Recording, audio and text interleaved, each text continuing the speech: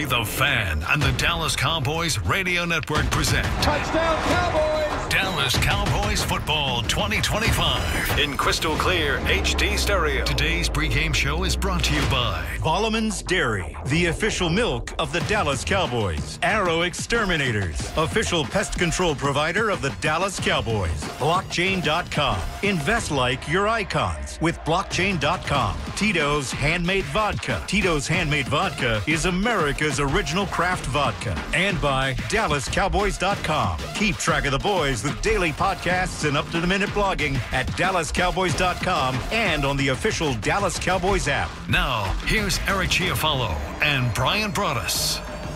Oh, just a picture-perfect day here in Arlington, Texas, live in the Miller Lite West Plaza of AT&T Stadium, and we are prepping our bodies for a Cowboy kickoff. Welcome into the official pregame show of America's team with the Commanders in town. We're already at 3 hours to kickoff. This is beautiful. This is exactly where we want to be, ladies and gentlemen. We appreciate it. Actually, just a smidge under 3 hours. We are going to be zooming all throughout the program here. Absolutely loaded. I'm Eric Chiofalo alongside the Super Bowl champion, Bryan Broaddus. We'll hear from Tyler Booker. The rookie makes his return on the offensive line today. We have Tom Rinaldi. Okay, got the tissues. Yeah, get the Kleenexes ready to rock and roll, man. He is the greatest football storyteller that this world has ever known. He'll be on the sidelines today for Fox, and he'll hop on with us here in just a little bit. We'll have Bobby Belt, of course, Babe Laufenberg, and behind enemy lines with Bram Weinstein, the official play-by-play voice of the Washington Commanders. All right, 877. We're sure on that one? We're not sure on the Stein part, okay? Is it Steen? Is it Stein? I don't know. We'll find out in real time. He didn't correct us last time we did this, right? No, we had him last year. It was the Commanders' get-right game last year. Yeah, it was the Commanders' And, of course, get-right the game. Cowboys found a way to win what was an insane game that was crazy. at FedEx Field last year. So now we deal with the sun for the first time this season. Broaddus broke the news to us. There will be the roof will be closed, right, but the doors, the glass doors here at AT&T Stadium will be open, and I guess that will affect the sun rays and the majestic nature of today's aesthetics. You ever, as a kid, did you ever play with a magnifying glass? Oh, yeah, burning up ants and stuff. Burning up ants and stuff, yeah.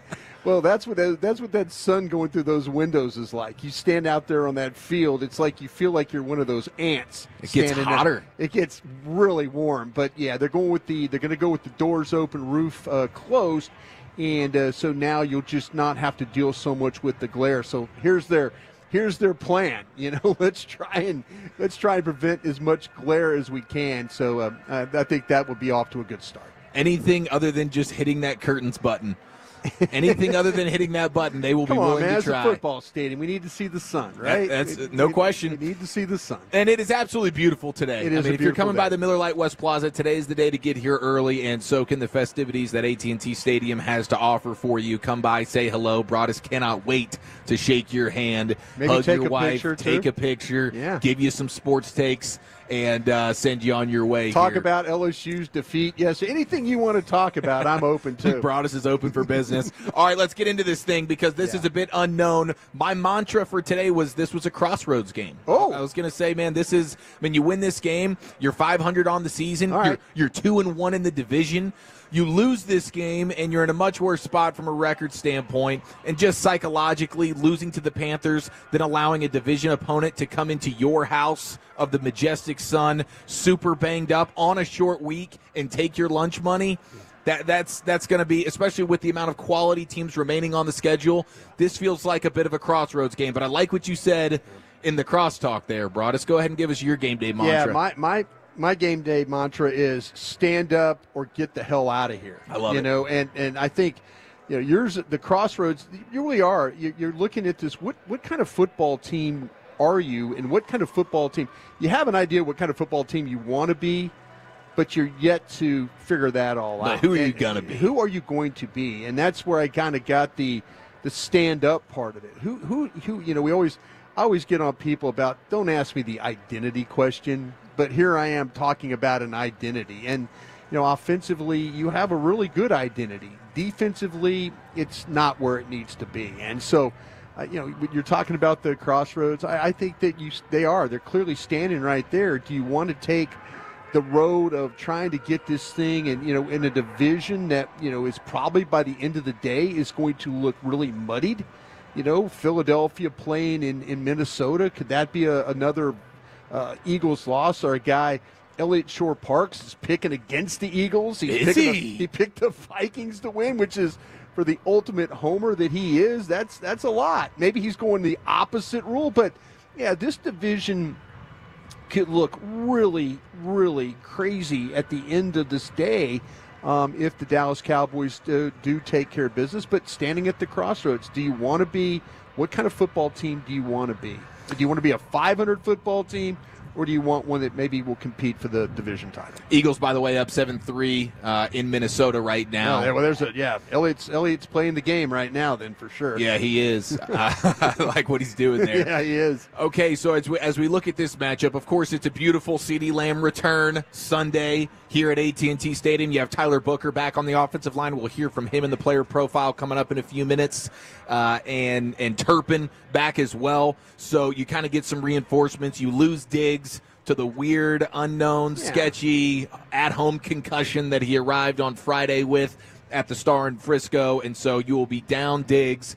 But otherwise, you are the healthier team here because they're out Terry McLaurin, they're out Deebo Samuel, they've been out Noah Brown. Yeah, so, have we got the update, too, on Armstrong yet? Is that a game time kind of a thing, too? Because that would really that would be one of their better pass rushers sitting in this game if that was the case. Yes, Dorrance Armstrong dealing with a hamstring injury. He was hobbled in Chicago on Monday night, and so we'll see. I do think he will be a true game-time decision, so we'll have to see how that one plays out. But that could be another man down who's actually, Cowboys fans know Dorrance Armstrong, kind of just a dude. But with the Commanders, he's actually been one of their best players on the edge there. So you have the advantage from that standpoint. You still have Jaden Daniels wearing a knee brace, a little bit hobbly, not the same type of runner that we knew him to be from last year. So that helps things a little bit. Doesn't look like they want to do the designed runs with him quite as much. He will still scramble, drop back, doesn't like what he sees. He'll go try and steal a first down on you, but not the same lethal, dominant threat with his legs that he was last year, as he's still trying to work his way back from the knee issue. So plenty of things to like from an advantage standpoint, but that Bill Krosky-Merritt on the ground, that could be a long one. Yeah, this one is the one that does worry me because you mentioned about Krosky-Merritt, and here are the Commanders, when you watch their tape, they're a team that likes to try and spread you out. And I spread out the width of their offensive line. They create natural running lanes, gaps. And Dallas was really poor with gap control, getting off blocks. The easiest thing for an offense to do is when they're down skill guys is to try and run the football. And the Commanders can do that. They can get into a college offense. You mentioned about Daniels and the design runs and stuff. It wouldn't surprise me, though, in this game, all of a sudden, hey, our best path to victory, running the football, but maybe Daniels having to run a little bit, some timely runs. But, man, if Dallas comes out in this game and plays the same kind of run defense that they played against Carolina, there's a pretty damn good chance they're going to lose this football game. And hey, look what happened last week. Carolina running the ball, and Dallas was scoring points, kind of going right along with him. Had to punt a couple of times, which threw things off. Didn't finish a couple of drives, which threw things off. But here's a team that usually when it's just run the football team, how are they going to put up 30 points? And that was a really good example last week with Carolina. And I feel like that even with the Commanders, they've got that ability to do exactly what Carolina did and maybe even take it up to another level. For sure. Bill Krosky-Merritt, the rookie runner, he's pretty lethal. He's a downhill player. Downhill, physical. Yeah, you got to find a way to get off blocks. You got to fit. If we get into this game and you're starting to see linebackers jumping around blocks, the defensive line not, supposed to be an A gap, ends up in the B gap or gets knocked all the way to the C gap. I don't like. I've seen that movie. I saw that movie last week. Yeah, when a team can run the ball that effectively, it's demoralizing. and it really doesn't matter who the receivers are, Right. they're going to be able to throw. That's right. Because now everybody's all hands on deck waiting for that run, and then bang, you pop a play action, and I don't care if it's Luke McCaffrey, I don't care if it's Trey Burks that they just signed a couple of days ago from their practice squad, you will have guys running open. And Jaden Daniels is still a hell of a quarterback. What have you seen from him this year, Broaddus? Yeah, you mentioned about the design runs, and there's only been since he came back from the injury, with the Chargers game in Week 5, there's only been 5 design runs for 1 yard. So clearly different from what we saw last year with like him and Lamar Jackson, that kind of crew that was running the football. He's a guy that he could be really accurate throwing the football. And when it comes to the outside routes, those crossing routes, if you give him time, let him move a little bit, and then throw the football the way he can, he could be a little bit of a problem. It's going to be a difficult offensive attack today.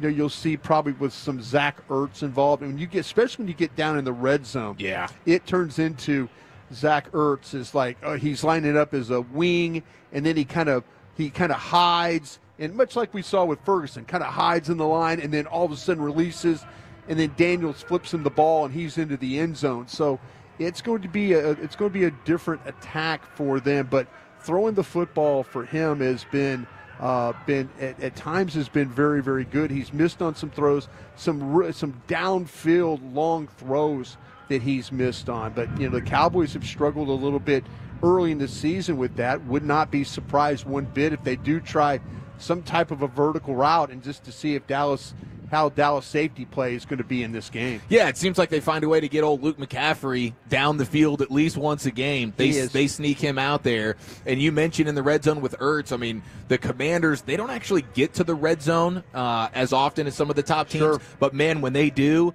I think they're second most efficient in the red zone. When they get down there, they find ways to punch it in. Play caller does a really nice job with some creative plays. And like I said, the ability to take a tight end and delay him like he's blocking, then all of a sudden drag him to the other side of the field. Dallas has proven they get down in the red zone, they tend to have problems of losing who's got what coverage. And the Commanders would take advantage of that if you're not ready. So what do you see from Dan Quinn's defense? I mean, it seems like they've been had watching the Bears the other night versus the Commanders. I mean, the running off the edge, something you've talked about. Yeah, the screen game, the misdirection, all right. that stuff worked beautifully for the Bears versus the Commanders on Monday night. Yeah, the one thing with what you're going to get with Dan, and we all know this from him being here, is he is going to create free rushers. And when I mean free rushers, unblocked rushers is so, I missed that, huh? Yeah, they do a really good job. They like to rush 4. That's big for them. That's, if they're going to blitz, it's generally going to be Frankie Louvu, the linebacker will blitz. He is a 5th rusher. He's got a really good feel for how to attack. And then you get him matched up one-on-one with a running back, then he finds ways to win and then gets into the mix. But you're going to get that blitz. You're going to get the slot blitz, maybe a corner blitz when you're not suspecting it. That's where Dak has been really, really good, though, is if you look at Dak, I think he's 10 of 16 against unblocked rushers. So that means he sees it, but he's like, okay, I've got to get rid of this, or I've got to move, or I've got to get out of here and make a throw. But he's done a really nice job with that. You mentioned the run defense. Inside, they've done a pretty good job with Kinlaw and Payne being able to kind of handle that last week. You saw what the defensive tackles that Carolina did. They affected the game in a way that Dallas just couldn't run the football at all. Commanders have that similar. They've had some problems inside, about 4.2 yards per carry, but everything on the outside has been roughly about 4.8 to almost 5 yards a carry. So, that's going to be, can Dallas find a way to get that running game going where last week they did? Now, if all of a sudden you're getting penetration again, Dallas is going to have to find a way then to just say, okay, we're not using pullers. We're just going to power gap this thing and just take double team blocks and then try and push guys through and then see if you could get Williams off the edge. That's why I think that maybe with Jadon Blue today, maybe a little bit better opportunity of getting him the ball in space and letting him explode. running inside the last few times has not been good for him. Yeah, and you mentioned, like, off the edge, the Commanders surrender over 5 yards per carry. Yeah.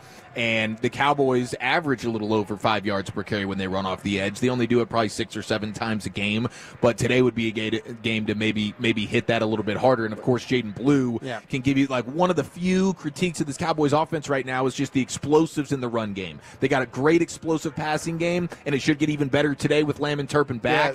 But having that explosive run, Blue's the guy that's capable of that. Well, the Commanders have given up overall 56 explosive plays. Golly. So that, and they're missing tackles like crazy. That's the biggest problem that they have. They are first in the league when it comes to missed tackles, and so and you figure with a guy like Bobby Wagner and Frankie Louvu and all that they would be a really good tackling team, but they have had their problems in space making those tackles. So can Blue take advantage? Can Williams take advantage? Williams is going to run through you.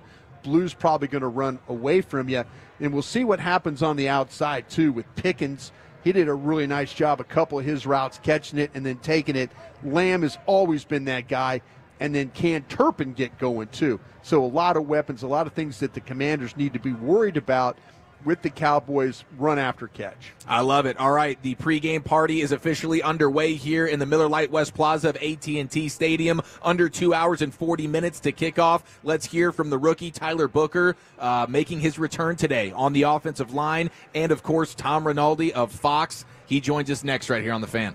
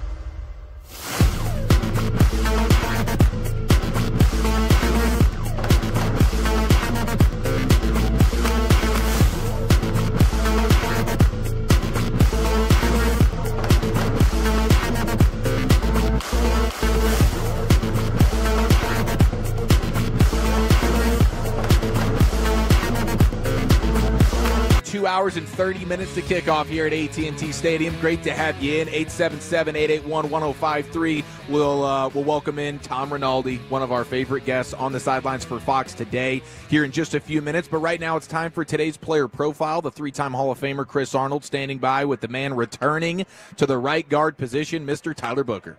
Tyler Booker, how you doing today? I'm great. How about yourself? Great. Everybody's glad you're back in the lineup. Can you talk about how it feels to get back out there again, and this time it's against Washington? It feels great to get back out there. You know, it really wouldn't matter who it's against. You know, just to be out playing football again with my brothers really means the world to me, and this is really the longest I've missed time in the season ever. So just taking a lot of time to do some self-reflection, see how I can make myself better. So for when I return like I am this weekend, I'll be better than I was before I went out. Can we talk about this offensive line, because it showed when you went out. In fact, the Great Wall of Tyler was out for a little while. Can you talk about the depth and the fact that you got so many guys that can play so many roles, and it turns out you guys got a lot of depth. Yeah, and the coaches as well. Yeah, our depth, that's something about us that really adds a lot of competition to the room, because, you know, nothing's guaranteed, you know, so just being able to compete with everybody in that offensive line room is huge, you know, and then just looking up to those guys when I first got here and still now, like Brock, TJ, T-Sis, Coop, like all the older guys in the room, T-Steele, like pretty much everybody in the room, they've done a great job of helping me, you know, so to see them to have the ability to go out there, play out and ball, it's been really fun. All right, so a lot of people always talk about your football IQ. They say, okay, you came in, like I said, first-round pick, but you're better than a lot of other rookies because you got this high football IQ. Did you get that at Alabama, or did you get that just growing up just outside of Yale? I feel like it started with my love of the game from such a young age. I just always loved the game of football. I was always around it. My dad's a football fanatic, and then just it elevated through the levels that I've gone through. So I went to IMG Academy, and my offensive line coaches there were one former Cowboy, George Hageman, and then Trey Thomas, who played for the Eagles early in the 2000s. So just having two individuals to look up to have been where I want to go. They put in part a lot of knowledge on me, so that's where my football IQ started. And then obviously playing for Nick Saban for 2 years, and then Coach Kellen DeBoer is a great football mind as well. So I've really been blessed to come across some great coaches along my journey. So let's talk about the Washington football team, the Commanders, this defense. What you guys got to do to handle up, get the running game started again, keep protecting Dak, and let the passing game keep happening. Talk about Washington's defense and what you have to deal with on that line. Yeah. In order to have the outcome that we want, we have to handle movement really well. They do a great job of having movement, doing single pressures, soft pressures, a lot of different pressures, a lot of different movements. So as long as they handle the movements, I feel like we'll be more than all right. But they do bring a lot to the table with their movement. So we just have to be aware of those and just go attack and play our game at the end of the day. Game day on an afternoon. Before the game, what do you like to listen to? What gets you in the mood to get out there? I really keep it light, so if we like these 1 o'clock games now, just eat eggs, probably some turkey bacon, chicken sausage, something like that, breakfast potatoes, and probably some pancakes. And then I'm listening to, I like to keep it calm because my adrenaline is so high, so I like to listen to some smoother music. So like chill it out a little bit? Yeah, I like a lot of Rick James, I like the Isley Brothers. Oh, you going old Marvin school? Gaye. Yeah, I love old school music. Nice. All right, well, good luck this afternoon. Appreciate you. Appreciate you. You have a good one. All right, Tyler Booker, TB. All right, thank you, CA. Thank you, Tyler Booker. Now it's time to go down to the field for our next guest, but first we pause 10 seconds for station identification right here on your home of the Cowboys, 105.3 The Fan. Your turn it on, leave it on. Home of America's team is 105.3 The Fan. Hello, baby. KRLD-FM and HD1, Dallas-Fort Worth. An Odyssey sports station. Colin Simmons has always worked hard, and not just for his team. It's kind of hard to not make him my why. He's my little brother. He has no choice but to be my why. Born almost a decade apart, Colin and his brother, Clay, always shared a bond. Close in ways their ages didn't measure. He was almost 5 years old before we even got a diagnosis that he was autistic. While Clay was finding his path, Colin was starting to shine on the field. Down he goes, Colin Simmons. At Duncanville High School outside Dallas, he became one of the most celebrated and sought-after recruits in the country. All while the family struggled to find a sense of community for his brother. All right, another award-winning story from Tom Rinaldi right there as he joins us now here on 105.3 The Fan. That was right here in our backyard in Duncanville. Tom, thanks for the time. How special was that for you to put together about Colin Simmons and his wonderful family? Wow, thank you very much, guys. You got me, guys? Yes, sir. Yes, sir. We got you. Yes. Thank you. Oh, maybe we don't. Maybe we don't have Tom. Oh, no. I was ready to cry. I tell you what, Tom is one of, I mean, he is, I always look forward to this, though, when we get the opportunity to visit with him. Okay. Tom, you back? I believe so. Sorry about that, guys. No, that's no problem at all. How you doing? I was just going to say thanks so much for playing that portion of the piece we were able to do on Big Noon Kickoff about Colin Simmons and his mom, who's just an absolutely remarkable source of strength in his life, about his brother Clayton, who has autism, and the great stuff that they're doing using Colin's NIL money to help families in and around the Dallas Metroplex, throughout Texas, to try to build community and events and a sense of belonging for families affected by autism. Yeah, man, absolutely beautiful story. Loved every second of it, and we always take the time out of our Saturdays to watch the Tom Rinaldi Sports Package, and we have for years. How I would love to know, Tom, like how, are you just scouring the sports landscape with a magnifying glass to find these incredible stories, or do they have a way of sort of finding you? How do you go about finding these amazing stories that you share with us? I think it's a mix, guys, of both. We're fortunate enough that at this point, there are people who want to share their stories with us on our platform on Big Noon Kickoff. It was the same when we were at Game Day for all of those years on ESPN. We also do it in the NFL and across other sports too.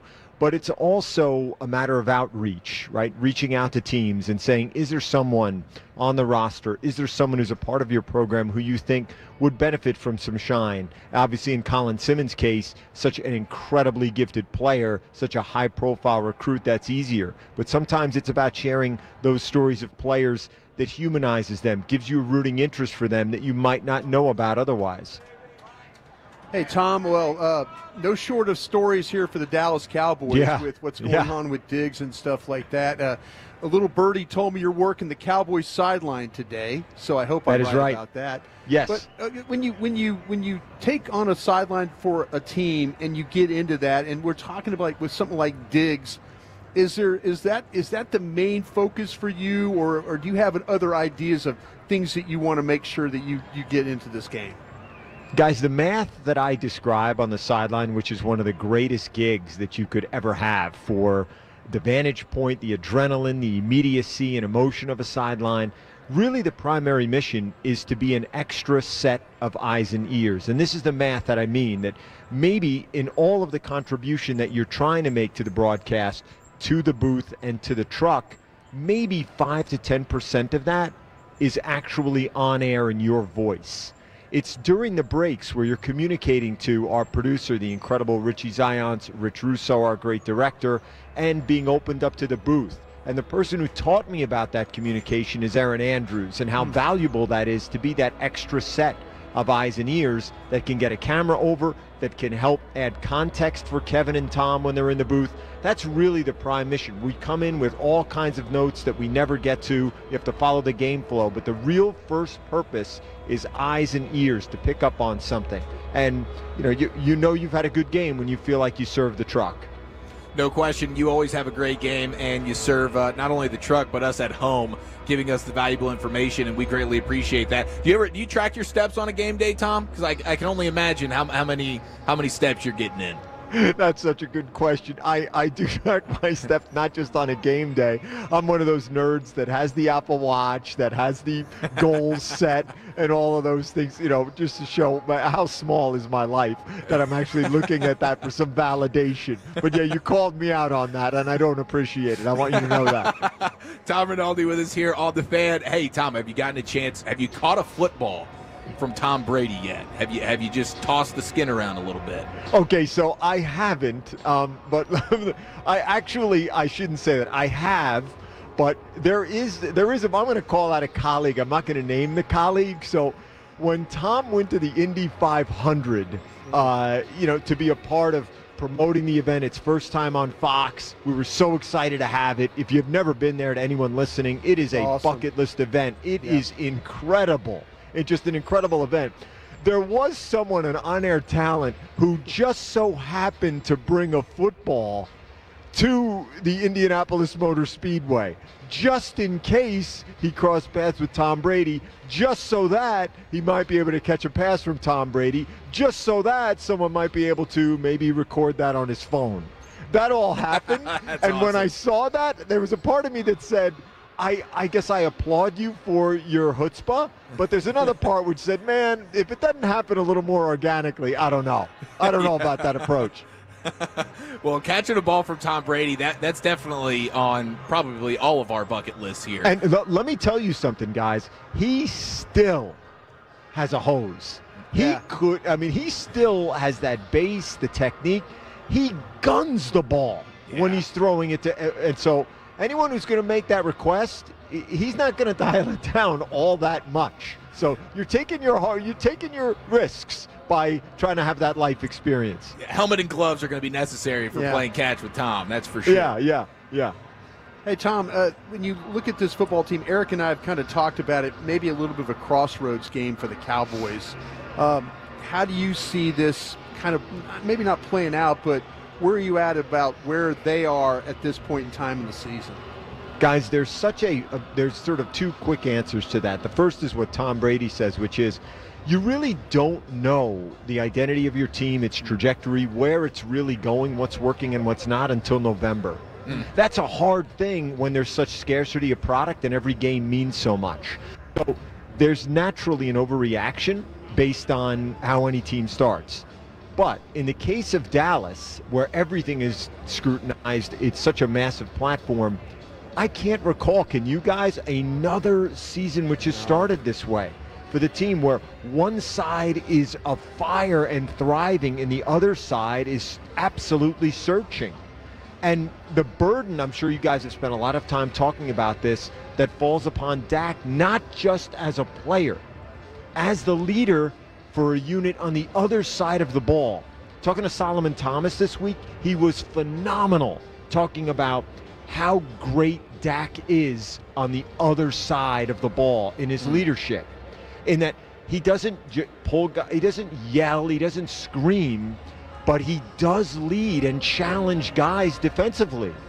And Dak's response to that is that's part of being a leader. It's not just your room, it's not just even your side of the ball, but it's finding a way with credibility to lead the other side of the ball. He said it's something he thinks about in and out of the building all the time this season because that's been a challenge. No question it has. Dak and his leadership has been one of the big talking points throughout his career, and he's just wonderful from that perspective. And now it feels like he's playing, Tom, some of the best football of his career as well. He is. And, you know, I had a chance to talk to sort of everybody's favorite tight end right now and their connection. And the detail, guys, which I think it's hard at times for myself, for a fan to grasp, the difference between running and stopping at a certain point on the field 12 yards from the line of scrimmage versus 12 and a half, and how that can lead to the possibility of a defender's hand breaking up a pass or the tight end or the receiver getting blown up. All of these things that Dak is so exacting about, and how that has lifted his receiving core because of that demand for attention to detail, and how that's really manifesting so far, playing at as high a level as he ever has in his career. Hey, Tom, we've all kind of fallen in love with Brian Schottenheimer off the field for his answers and how he takes to our questions and stuff, whether good or bad. What is an example of that, guys? I love that because it's a very human take. But what is an example of something that he has said which caught you as fresh or that you really credit and appreciate? He's very honest about how emotional he gets during games. You know, usually these coaches, they kind of keep everything into themselves and how the game flows. But I feel like, you know, and myself, and being in the National Football League myself for 13 years, and working with guys like Mike Holmgren and people like that, these coaches, you know, and just seeing them, there's a side of them you see that it's just kind of, when you're with them, they're like, oh man, they're just like us. But then he really is like, he's just like us, but in front of the media as well. That's the thing I really appreciate about him. You can relate to this uniquely, having played. Now on the other side, we say we want the coach and the player to be honest. Right. That's what we say we want. We say we want that. Yes, we do. But as soon as we get it, and it's not something that we expected, then we kind of jump all over that. Right. Well, wait a second. I thought you wanted me to be authentic. You wanted an honest answer here. And sometimes that comes back upon a coach or a player. That has struck me so often through my career. I will tell you one thing that I thought was phenomenal about Shotty this week, and we brought it up in our production meeting, and he said he appreciated it, was what he said about Flus. Right. I've been that guy. I've been the guy. As people say that you can't coach. What is he doing? He doesn't have an idea. And he said, I may be that guy again. But I believe in that guy. I believe in the guys in our room and on that side, and we're going to find the answers. I think that goes such a long way when someone's embattled, let alone someone who's new on a staff and is embattled. No question. The legendary Tom Rinaldi with us here on The Fan. Tom, how will you personally be combating that majestic sun streaking through the stadium today? Got some glasses, got some Ray-Bans today, Tom? Oh, my God. So I'm sure you heard the Tom Brady comments. And yes. Well, okay, so give me some insight so that I don't mislead the great American television football-loving audience in our country. When Shotty said that about the satellite tracking and the sun's movements, do you think he was being sarcastic or he was being earnest? I think he honestly was being earnest. I do. Really? He has, detail-oriented. He is a very detailed guy. But Tom, if you haven't experienced, you believe they track on satellite the movement of the sun along its axis, sort of minute to minute or 5 minutes. Wow! I believe it. But Tom, if you've never seen it though, I've seen it. I've seen it. Have you seen the sun at that end? You've walked down at the other end. Have you walked down to the other end of the field and looked back to the? And I don't know. Man, listen, this is what I think is amazing for all. We love Brady, but we also love to break Brady's chops. Yeah. Hey, Tom, it's one thing to throw a ball into the sun. Right. You're the one knowing where it's going. It's another thing to run, have a defender all over you, try to turn around, spot the ball with the sun in your eyes. Right. Let me just tell you, he has no time for that. No time for that complaint. Deal with it. Get a shaded visor. Do whatever you got to do. I'm catch the football. That's it. Yeah. He's not interested. Tom, I'm serious. If you've never done it, go to the other end when it's signed through. But the doors are going to be open, so maybe it won't be as bad. But you will get it. You will get an experience like you'll go, oh my gosh, this is crazy. It is tough. I mean, you look back into it and you're like going, this is a little wild. But hopefully, with the doors open today, we don't have those problems. Guys, I don't know if you saw that Tom referenced. Yeah. Maybe one of his favorite photos of his. It's a beautiful picture. Oh my! It's so a you've seen beautiful picture. Describe that to the paint the word picture, guys, of people listening on the radio. It's an amazing image from 2015. Yeah, Tom dropping back in the pocket, and he's absolutely right. Dallas has got no rush getting home. They are plastered. Like they have got everything covered up front in typical Tom Brady fashion, sitting in the middle of the pocket, looking down the field and about to deliver the ball. It is a beautiful, beautiful picture.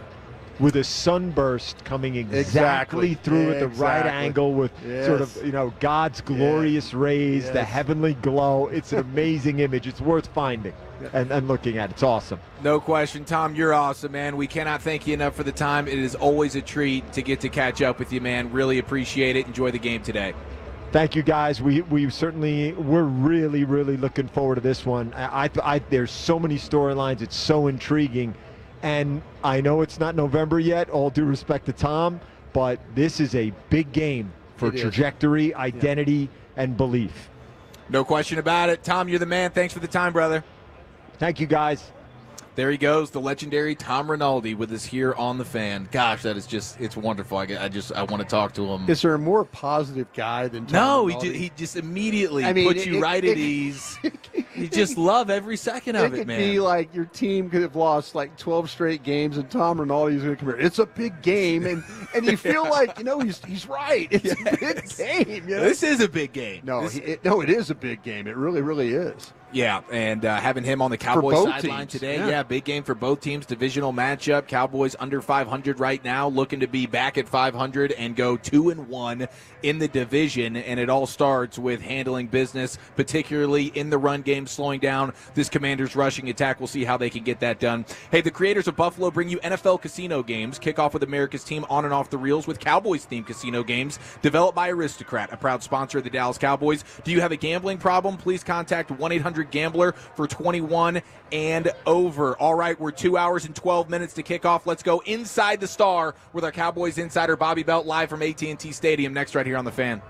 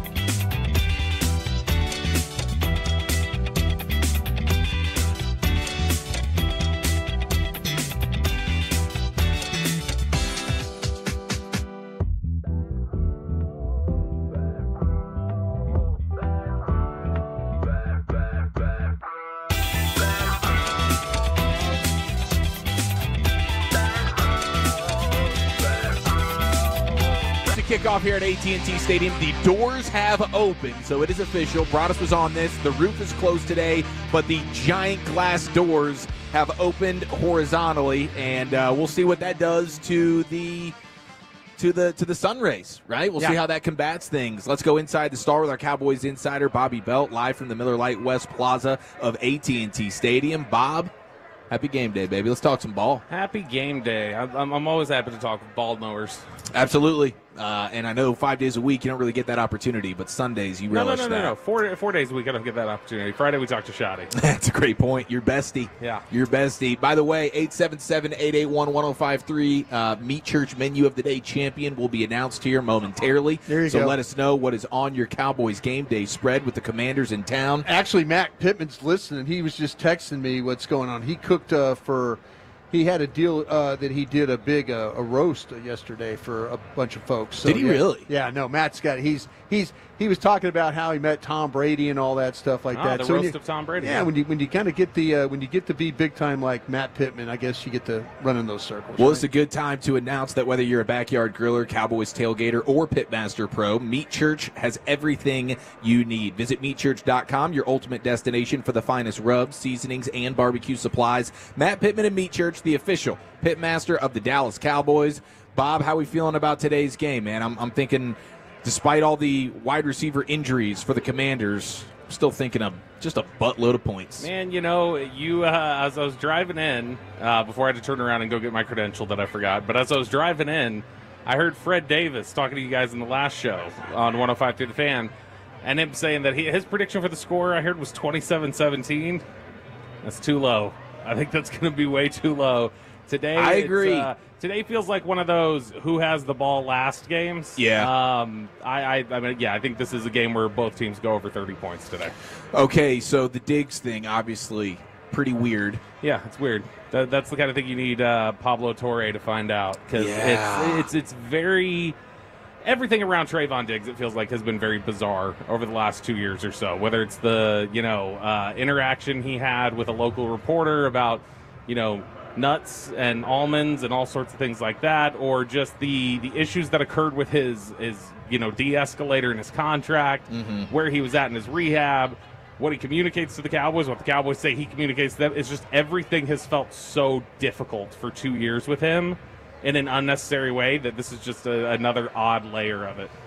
I mean, where do you think this goes? Is there a chance that we don't see him again? Could they, you think, moving on from him, anything like that? Or at this point, it's still early? I think it's still early, but I mean, I think if he wasn't hurt this offseason, he wouldn't be here.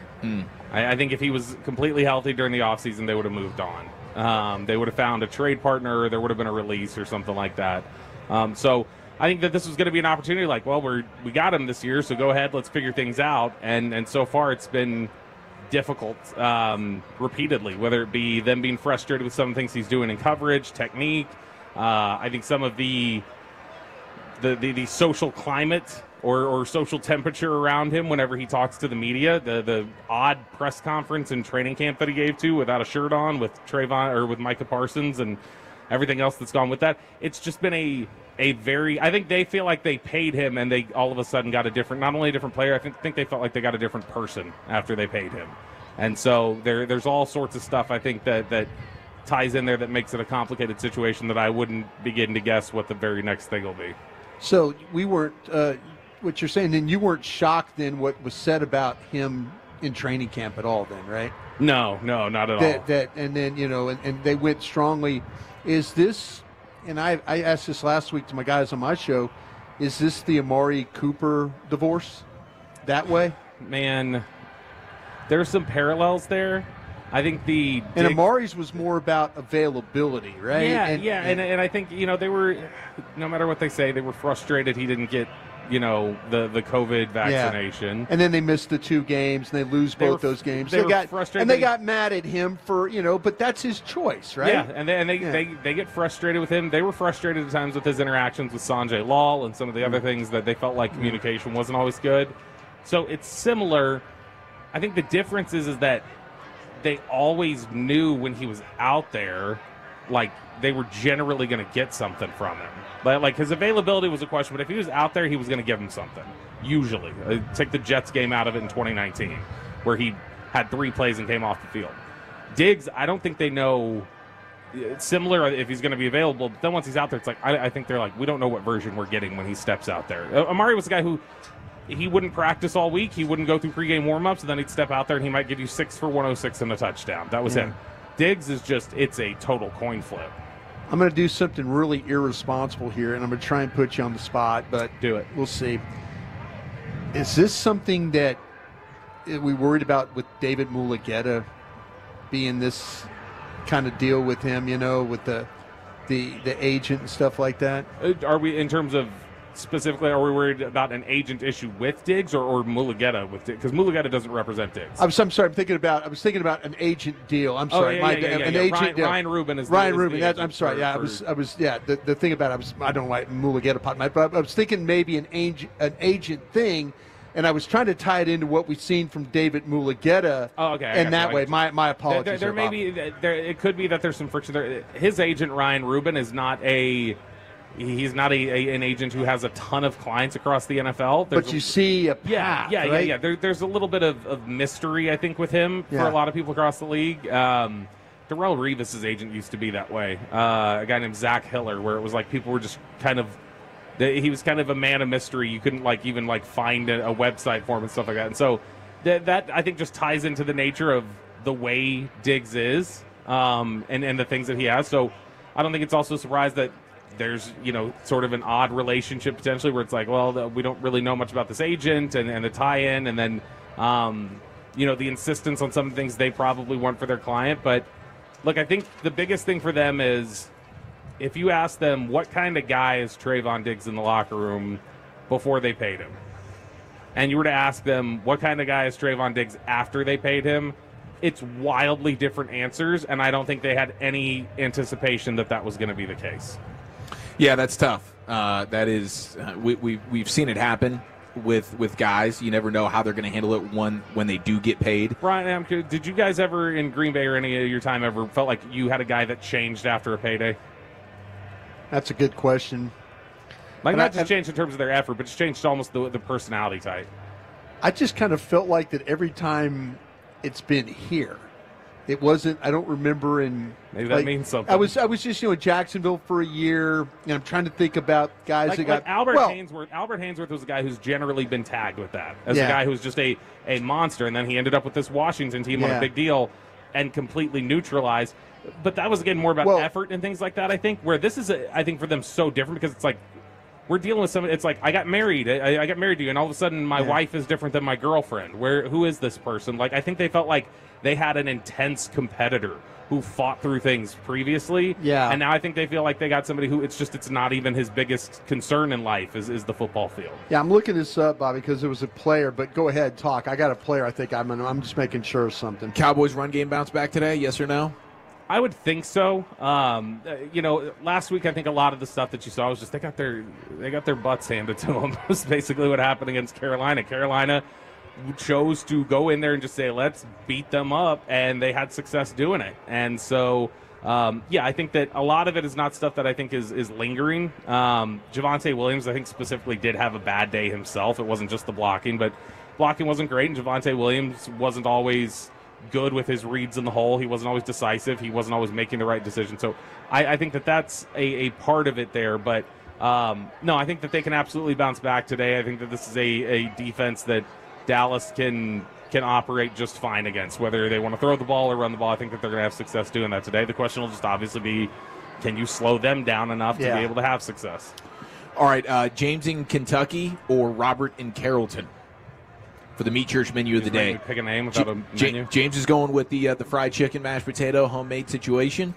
Where our guy Robert in Carrollton, he always does it big. Mexican grilled chicken sandos. Matt Pittman, a.k.a. Meat Church style. He's got the grilled chicken thighs marinated in the pickled jalapeno juice. That's a Pittman staple right there. Yeah, it's a Pittman staple. Yeah. So he's got the guac. He's got the black beans. Where are we going? Who's the champ? I'm going to go with Robert because Robert confronted me on Twitter last week and was very upset with me. And I was like, I'm just trying to get samples here, dude. Ben Coleman was the guy we signed in Jacksonville. that like gave him big money, and he did it just so he can open up those Cold Stone creameries. after we gave him the money. After we gave him the money, he basically like franchise, or he started the business.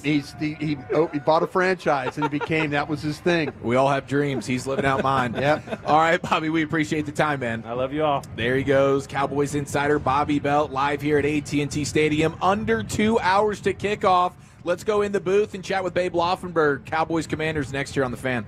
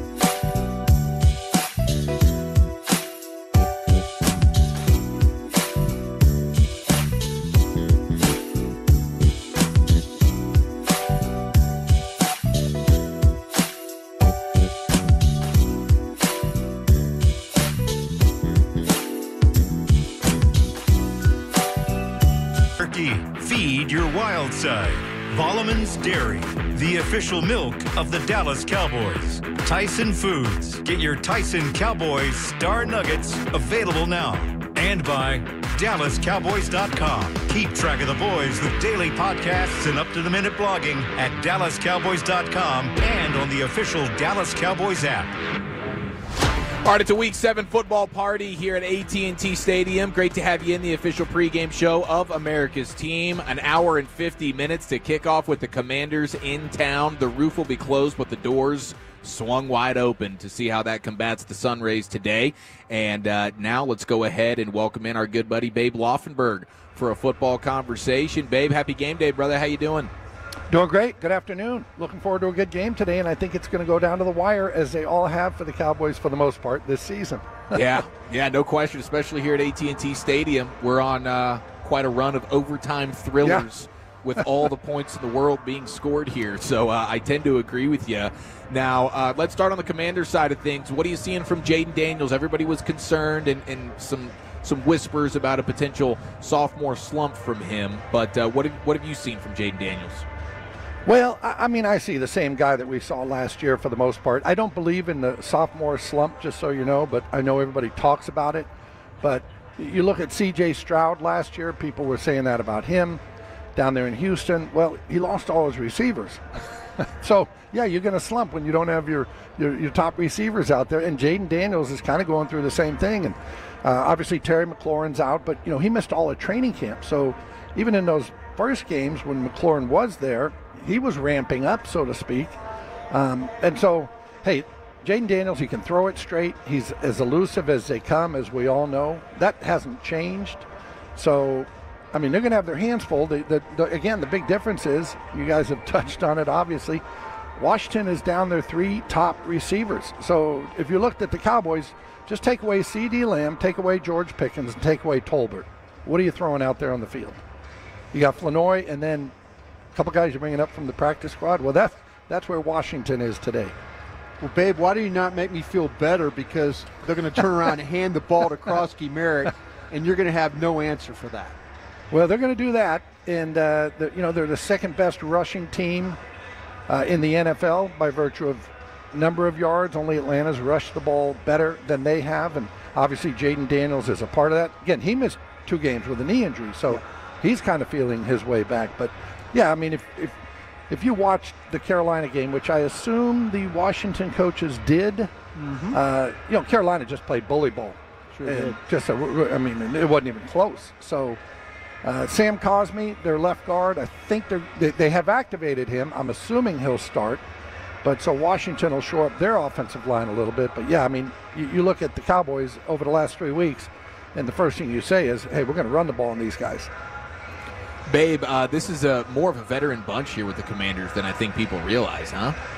It is. 11 of their 53 are 10-year-plus guys. So you kind of think of Jaden Daniels and this young team, and Dan Quinn was new to the Washington team last year, and it's like, oh, look at this. And there are a lot of veteran guys that they had signed. And but the 2 guys that I'm going to love watching today, Zach Ertz, tight end, 13-year veteran, and on the other side it's Bobby Wagner, 14 years, both of them still playing at a high level. Zach Ertz, mark the words here, he's going to be tough to handle in the red zone. That's where he works his best magic, if you will.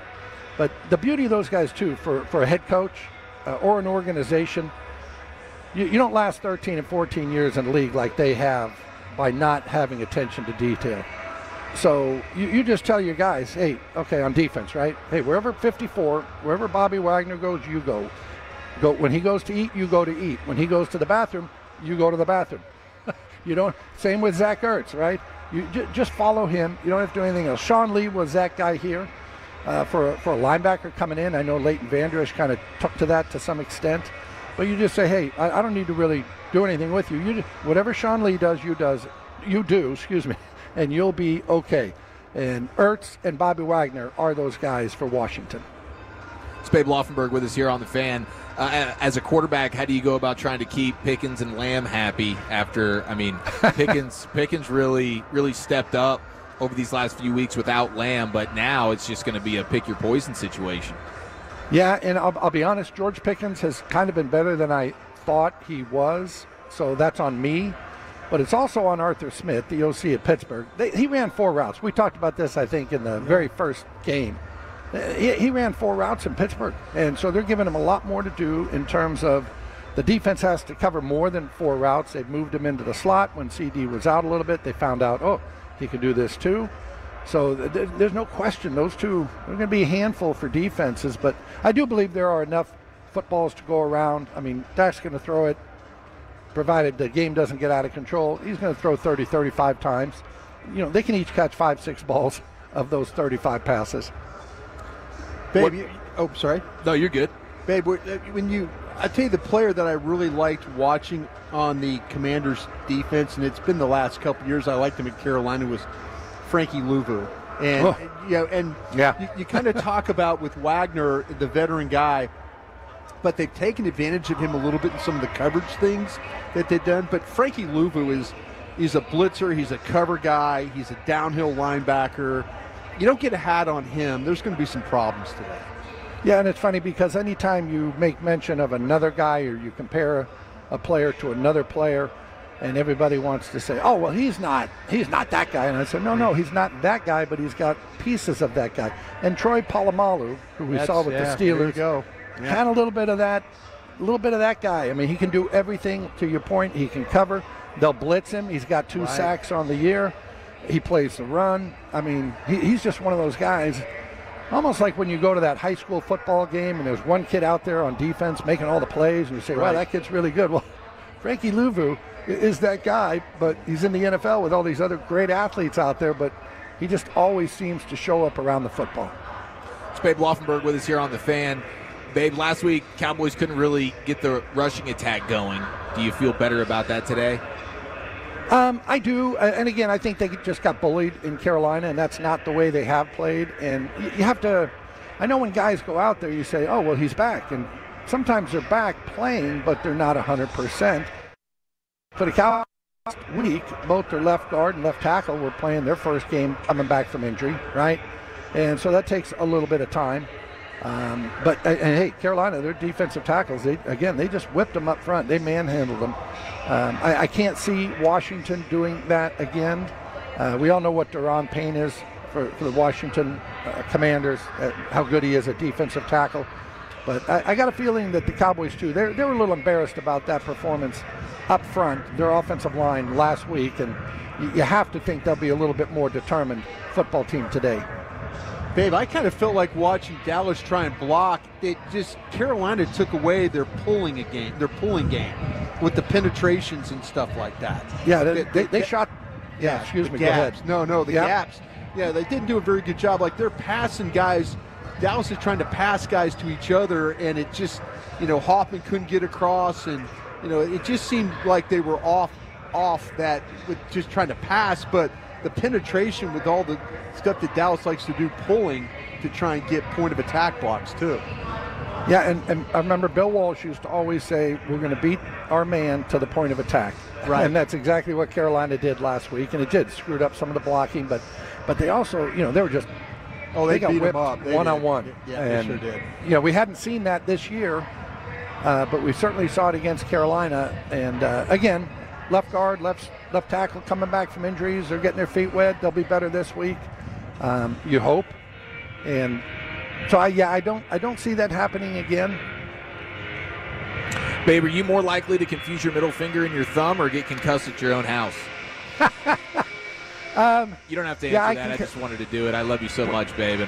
No, but and trust me, in my house, I flip people off. Now, the problem is I live by myself now, so usually I'm just flipping myself off, and then I apologize to myself and say, hey, I didn't really mean that. That was an inadvertent middle finger. I just shot you, babe.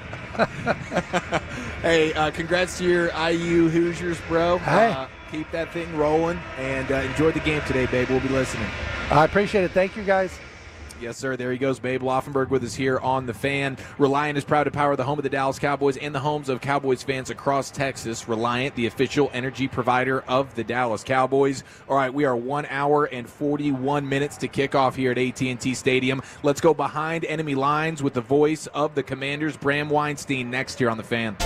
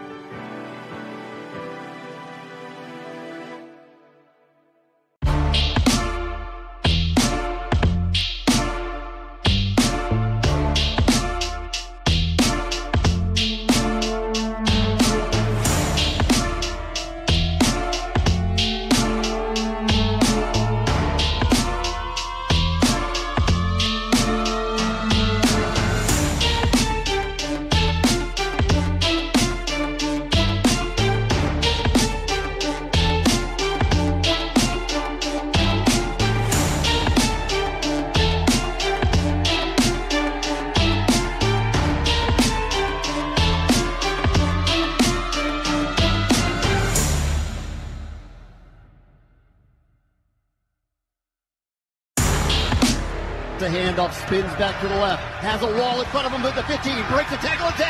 To the 5. Leads for the end zone. Touchdown! Touchdown, Washington! Deebo Samuel! All right, it's time to go behind enemy lines with the voice of the Commanders, Bram Weinstein, right here on The Fan. Bram, happy game day, brother. How are you? Hi, guys. How are you? Oh, we're doing great, dude. We're doing great. This is a big game. We're calling it a crossroads game, Bram, and maybe that applies to both teams. It certainly does from the Cowboys side of things, but obviously taking the L to the Bears on Monday night. What's this week been like? Obviously so many guys banged up as well for the Commanders. This is the first time under Dan Quinn that, and they'll tell you this, that they beat themselves in a year and a half. And there were a number of prominent players that after the game on Monday night went straight back to the facility and watched the game over at 3 in the morning. So there was like palpable, this is not going to happen again. So I don't know if crossroads is the right word for it for Washington, but this has been unusual for them. They don't beat themselves. They gave up what should have been a 10-yard play that turned into a 55-yard touchdown to help blow an 8-point fourth quarter lead. Then, of course, they have a fumble at the end of the game that gave the Bears life. That was a 3rd and 1 when they had the fumble. They had 3 turnovers. They've had 3 takeaways as a defense the entire year. So it's not lollipops and sunshine like it was a year ago, and it's been hard. And the coaching staff was really upset. The team was really upset. But one of the big stories today is, like, I guess what I'm getting around to is I expect them to bounce back. I think you're going to see a better team than what we had on Monday night, but they're missing so many prominent players. It's a big challenge today.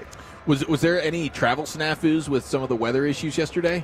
My plane was delayed about 30, 40 minutes. I heard another one with a number of team personnel had to circle over DFW for like an hour yesterday, but I believe the team plane didn't have an issue. So I think the team got here on time. Hey, Bram, what's your status for your offensive line today? You're going to get some guys back there with your group? Yeah, I'm waiting to hear about Sam Cosmi. This would be his debut.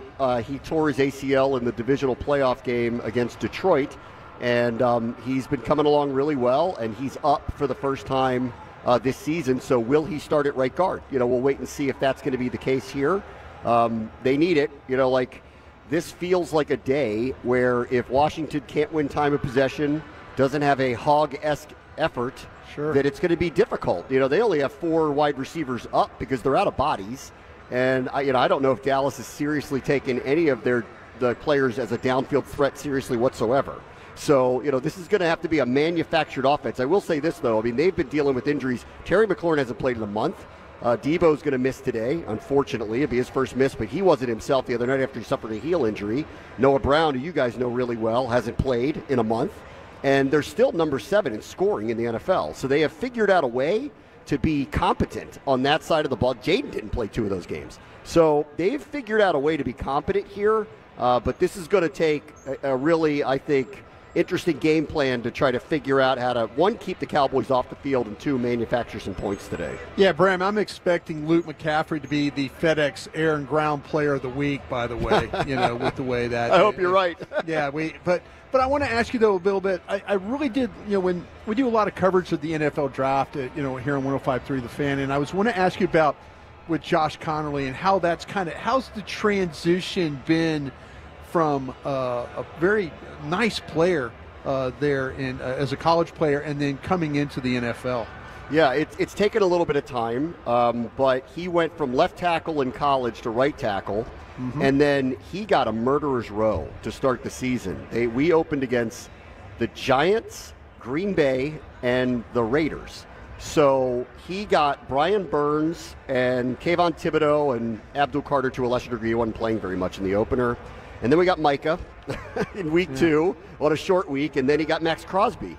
And so he struggled, early, and things have kind of changed for him. I think getting Cosby back healthy is going to make this line better. There was a trickle-down effect of the acquisition of Laramie Tunsil, who's really taken Connerly under his wing. He's an extremely athletic player. They're very bullish about what it's going to be, when he gets, his sea legs under him.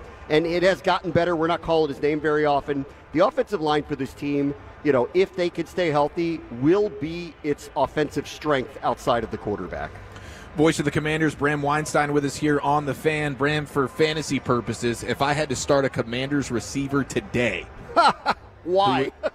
Who would it be, Bram? I'm down bad right now. Okay, so if I was going to take a guess, and we're going to hit a big play here or there, it's Jalen Lane would probably be the one that I would guess. He's the rookie out of Virginia Tech. Good player. I think, he is a good player. He's got a lot of speed, popped off a 90-yard punt return for a touchdown earlier this year. He wasn't really expected to play a lot at receiver, but this team, and I'm not exaggerating, the group that they expected to practice with, their starting lineup, has not literally practiced together since the start of training camp once. That's not happened one time. So by virtue of Terry McLaurin sitting in with a contractual situation, now hurt, Noah Brown injured throughout the summer, he and McCaffrey got a lot more reps on the outside than they ever envisioned for them. And Lane's gotten better and better and better. And if there was somebody who I'm not going to guess a lot of volume of catches, but if there's somebody on the field who's going to pop off some big play, some 50-yard catch, maybe a touchdown, that's the guy I would circle. Boom. I love it. All right, let's talk some Jaden Daniels here. What have we seen from him in year 2 and another year in this Cliff Kingsbury offense? Have we seen some more wrinkles, more layers to this Commanders offense this year? Well, the big change was Debo. That was the real big change. He's their movable part, and because he's not out there today, a lot of their reads come off of putting Debo in motion to try to figure out what the defense is going to be in.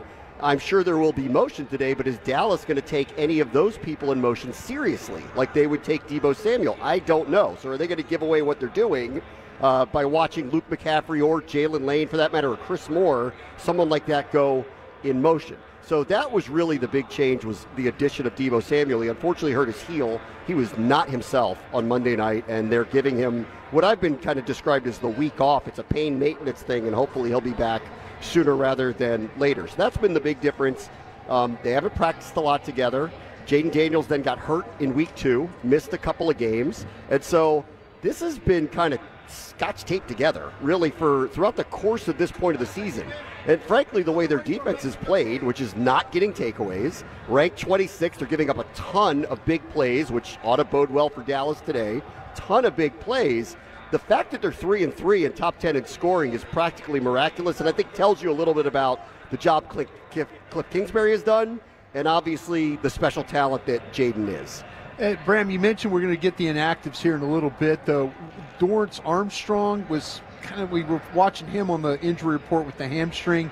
Any status update with that from him? I'm expecting him to play, but I'm waiting to see on the injury report as well. But I am expecting him to go. Probably not the volume of plays that they would like. Not unlike receiver, they've been hit at that position. Dietrich Wise is on a season-ending injury week 1. They lost Javonte Jean-Baptiste, one of their ends. Now Armstrong is marginalized. They've been name-checking Von Miller this week. I think they're hoping to kind of generate a big game out of him today. Bram Weinstein, the voice of the Commanders, with us here on The Fan. So what's been the deal with the defense? You mentioned some of the injuries. They bring in Kinlaw. What is kind of gone wrong here defensively for the Commanders? Big plays, no takeaways. That's it, period. They had, up until last week, they had a very good pressure rate. It was up near 50%, a very good pressure rate. Their run defense is very much improved. That was really the problem they had a year ago. Monday night was not the best example of that. Well, I'm going to see what happens here today. There's a lot of respect for what Javonte Williams has done this year, so we'll see what happens. In the middle, they're very strong. Payne and Kinlaw together have been just a dominant combo in the center of the field. The issue has been on the edges, and I think some of that is attrition. Once Dorrance Armstrong went out a week ago, Jacob Martin's out on the edge. He's really a pass rusher. He's not a run supporter. All of a sudden, the edges became a problem, which was the real problem for them a year ago. And the matchup issues they've had have really been very good receiving running backs and very good athletic pass-catching tight ends. Those are the two that have hit them for a number of these big plays. And then add in, they're not one of the best tackling teams this year. I was going to say, So this is really and this is really kind of out of character for, you guys know Dan Quinn and Joe Witt. This is really out of character. So, they are having an expectation that that's going to come to an end, the bad tackling. They live on ball is life. I'm sure you heard it forever with all the turnovers. The Dallas teams were turnover machines. That is not happening here. 3-6 games. It's just not acceptable. So the big plays, typically from tight ends and running backs, the lack of takeaways, and they're finding themselves in a situation where they're ranked in the bottom of the league. What do we need to know about this rookie running back, Bill Krosky-Merritt, and how they divvy up kind of the snap counts at the running back position? So because Austin Eckler got hurt, he became a number one very quickly. They're really a run-by-committee team. I think you'll see Chris Rodriguez didn't play last week, but he had a calf injury. I think you're going to see a rotation of running backs today. I would assume they're going to run the ball a lot, out of necessity more than anything. Krosky-Merritt is ahead of the curve as a back. He is a steal as a 7th-round pick.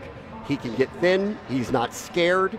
He can play physical. He's bigger than he looks on tape when you see him in person, and he's got a gear and really good vision. A couple of the touchdown runs he's had, those were improvisations. That's not where the play was supposed to go.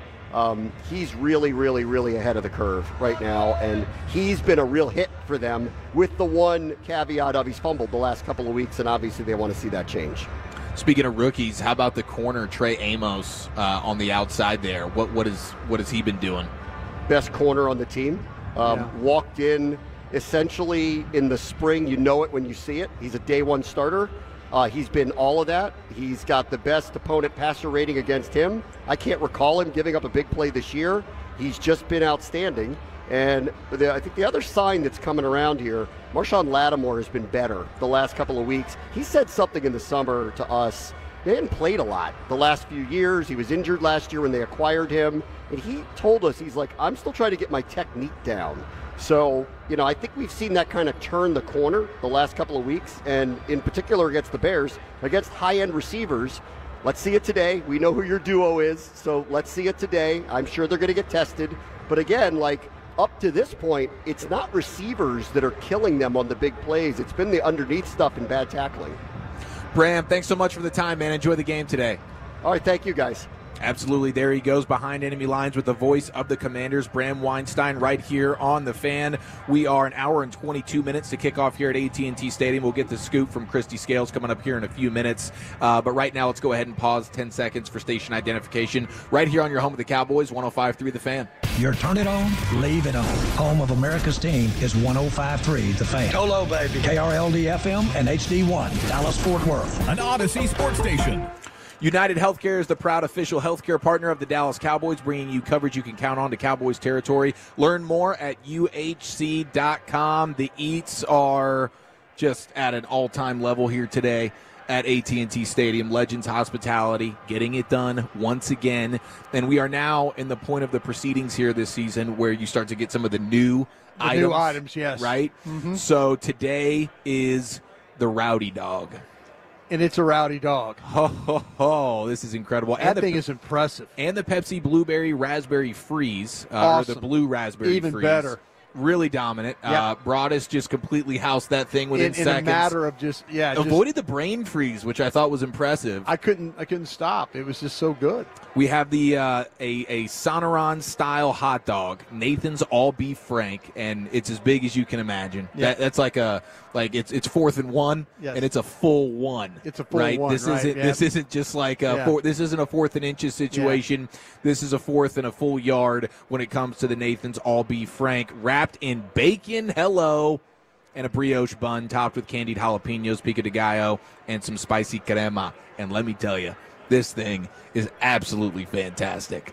You're not going to want to miss it if you're getting out to AT&T Stadium today. Legends Hospitality always gets it done at a high level, and today is no different. Don't forget to wash that thing down with the Pepsi Blue Raspberry Freeze that Broaddus cannot speak highly enough about. All right, before we get to Christy here, talking about this matchup a little bit, and just looking at the Dan Quinn defense, and we're both expecting a lot of points, right? We'll hit the predictions a little bit later, but you're anticipating this getting into the 30s for both teams? Yeah, I just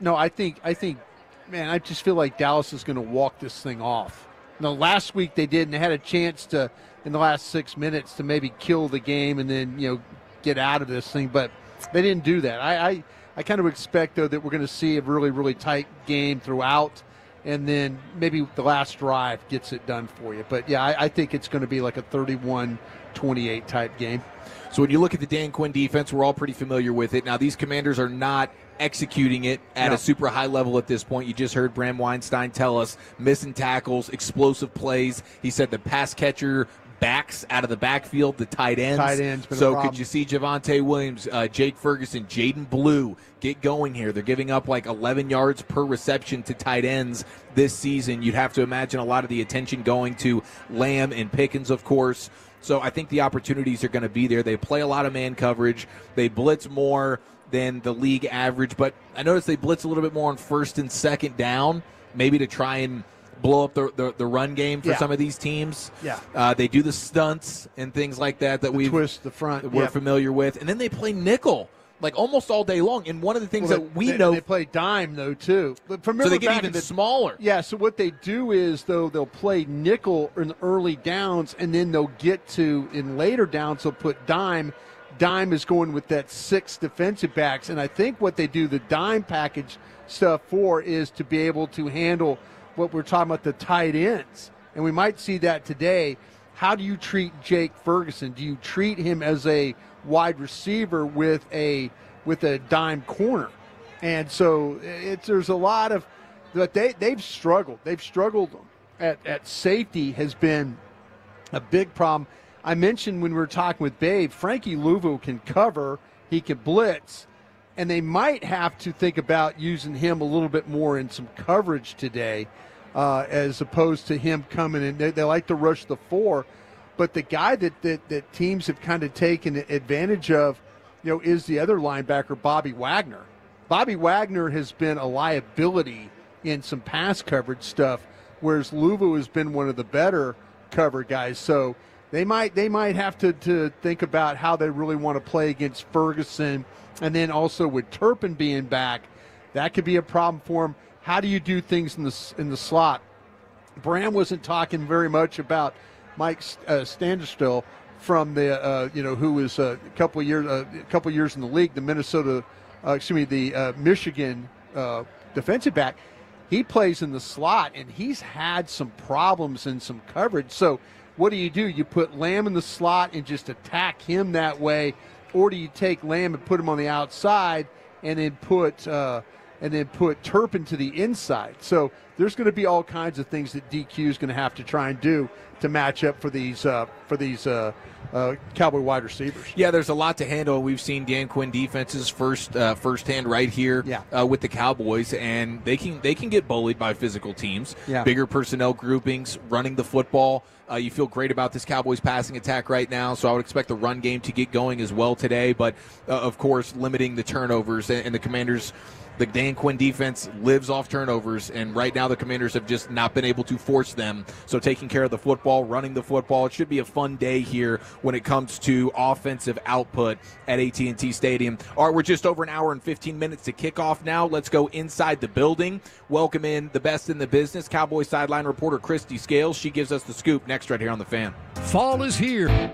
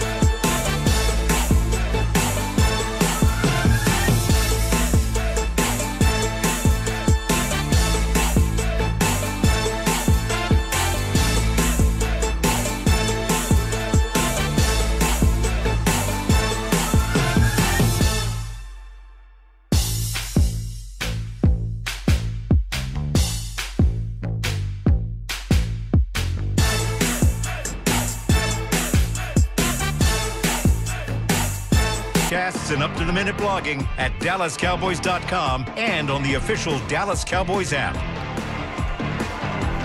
All right, we're just over an hour and 10 minutes to kick off. The Dallas Cowboys cheerleaders have made their way on to the Miller Lite West Plaza, and the vibes are high. Absolutely beautiful day here in Arlington, and it is time to get the scoop from the best in the business. Cowboys sideline reporter Christy Scales on the turf of AT&T Stadium. Christy, happy game day. How you doing? Happy game day, Eric. Happy game day, Bryan. And I wish I were the bearer of better news today. I just feel like over the past 3 weeks, we've had some game day decisions in terms of health for players and whether they're active or inactive. And a couple weeks ago with the New York Jets, I said Marshawn Kneeland, they tested him out and he's not going to be able to play. Well, same thing happened today. Marshawn Kneeland, one of the Cowboys defensive ends, is inactive today. A little bit of a surprise with that. And then a player who didn't practice Friday because of a migraine, but he's now your starting safety because Malik Hooker is on injured reserve. But Wanye Thomas, also a game day decision, so Wanye is not going to play today. So that's two important pieces on your defense, in addition to Trayvon Diggs, who concussed himself at home on Thursday. So three guys that Eberflus is playing without today. All right, Scoop. Walk me through it then. We've got corner problems. We've got safety problems. How's this thing going to play today? Yeah, a little easier at safety in terms of figuring out how they're going to make up for Thomas's absence. So Marquise Bell will step in and start, and then you've got the rookie Elijah Clark from Syracuse, who's been active the last couple weeks and has been playing special teams. He's one of the gunners in punt coverage. He's going to be the backup at safety to Marquise Bell and Donovan Wilson. Now, at cornerback, without Deron Bland, Kyer Elam moves back into the starting lineup, so you can have Elam and Deron Bland on the outside and Reddy Stewart playing inside in the nickel. Don't be surprised if you see Triquez Bridges, the rookie. If he gets some work on the outside, he may get a couple of series. And then Kalen Carson, who came off the IR, he'll certainly contribute on special teams today. This will be his first action of the season, and he may get some work at corner. But mainly at corner, it's going to be Deron Bland, Kyer Elam, Reddy Stewart, and then Triquez Bridges getting some, and maybe Carson. And hopefully not too much, because if we see a lot of Carson on defense, it means that something has happened to one of the guys in front of him. Okay, very good. Christy Scales with us here on The Fan. Obviously, this is the first sunshine game here at AT&T Stadium of the season. What's the plans to combat that today? Yeah, so the doors are open. I know you mentioned it earlier in the pregame. They started opening those retractable end zone doors about 1 o'clock. It takes almost 10 minutes for those to open. This is only the 14th time in the 16 years that we've been here, 17 seasons with the Cowboys here at AT&T Stadium, that they've they've had it where the doors are open, but the roof is still closed. Not an issue right now. It's really more of an issue at field level in the second half, early in the second half. So what does that mean for the beginning of the game, particularly the coin toss? If the Cowboys win the coin toss, don't be surprised if they decide to go ahead and take the ball early, because what happens is if you take it early and then the other team's going to get it in the second half, but you decide which way it's going to go. So they want to be able to make that decision at halftime. Okay, very good. Christy Scales with us here on The Fan. So trying to slow down this Commanders rushing attack today, obviously going to be of the utmost importance. Who do we have on the interior of that defensive line today? Obviously, you mentioned Marshawn Kneeland's going to be out. Who are some of the bodies on the inside today? Well, Osa, Solomon Thomas, Jay Toia, who he's going to be inactive today. So that means that Mozzie Smith is back up and active again. So, he and Mozzie, Jay and Mozzie have been kind of alternating back and forth coaches' decisions on that. So, obviously, Kenny Clark will be starting next to Osa, but Solomon and Mozzie will back him up. And then the one thing is you have at linebacker, you're back to full strength this week with Jack Sanborn, who missed last week's game with a concussion. He'll be back active today. I should also mention that they've got one more piece of depth at linebacker. Damone Clark is up and active today. He's been one of these guys that's missed a few games. Coach's decisions inactive because they're missing Nealand at defensive end. They can activate one more guy on defense, so they're going long at linebacker. So interesting that they're going with the extra linebacker rather than having both Toya and Mozzie up. Christy, you live in that building over there at the Star, and I was curious about with Lamb, and is there, you usually like to say pitch counts, no pitch counts. Did you get any vibe of where they are with him as far as his status and how much he will play today? No, they'll be mindful, and they respect that as a veteran, that if he's feeling something and needs a break, that he'll let him know. Same thing with Kavontae Turpin, by the way. Yeah. I'm told that they are not on pitch counts. And then we haven't mentioned yet. I haven't mentioned in this segment that, of course, having Tyler Booker back at right guard, you normally don't have pitch counts with offensive linemen, and that's the case again today. I went in ahead and asked the question anyway. Hey, I know he's a rookie and all this kind of stuff, and do you have a pitch count for him at right guard? And I was told specifically, quote, no, let the young buck play, unquote. So I like that. That was a good one. I love it. Okay, what about from a captain standpoint today, Christy?